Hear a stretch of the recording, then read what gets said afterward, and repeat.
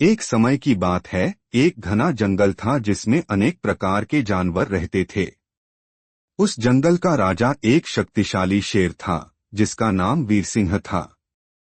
वह बहुत ही बलवान था, लेकिन समय के साथ वह बूढ़ा और कमजोर हो गया।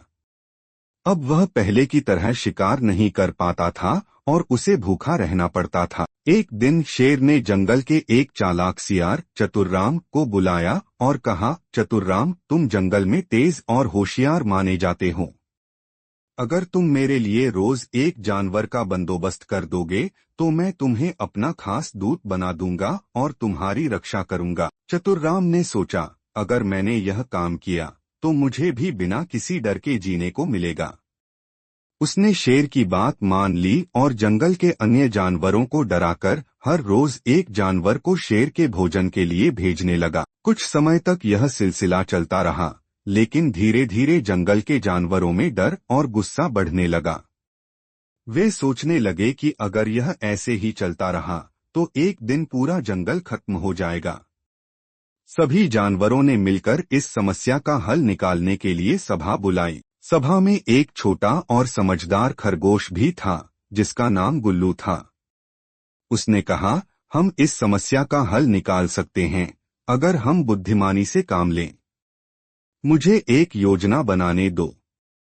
सभी जानवर उसकी बात मान गए। अगले दिन जब चतुर्राम जंगल में शिकार लेने आया तो गुल्लू आगे बढ़ा और कहा, आज मेरी बारी है, लेकिन अगर तुम मुझे कुछ समय दो तो मैं शेर को हमेशा के लिए हटा सकता हूँ। सियार ने पहले तो मना किया, लेकिन फिर उसने सोचा कि अगर खरगोश अपनी चाल में कामयाब हो जाता है तो उसे भी शेर के गुस्से से बचने का मौका मिल सकता है। गुल्लू शेर के पास पहुंचा और धीरे धीरे बोला, महाराज, मैं समय पर आ रहा था, लेकिन रास्ते में एक और बड़ा और ताकतवर शेर मिला।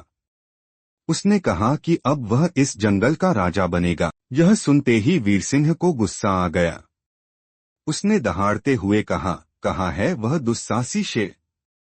मुझे ले चलो उसके पास। गुल्लू उसे एक गहरे कुएं के पास ले गया और कहा, महाराज, वह शेर इसी कुएं में छिपा है।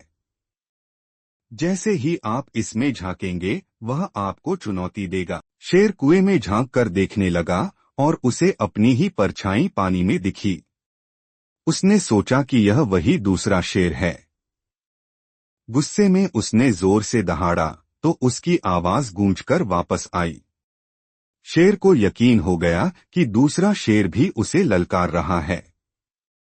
गुस्से में आकर उसने कुएं में छलांग लगा दी और डूबकर मर गया। जब जंगल के सभी जानवरों को इस खबर का पता चला तो उन्होंने गुल्लू की खूब तारीफ की और खुशी से झूम उठे।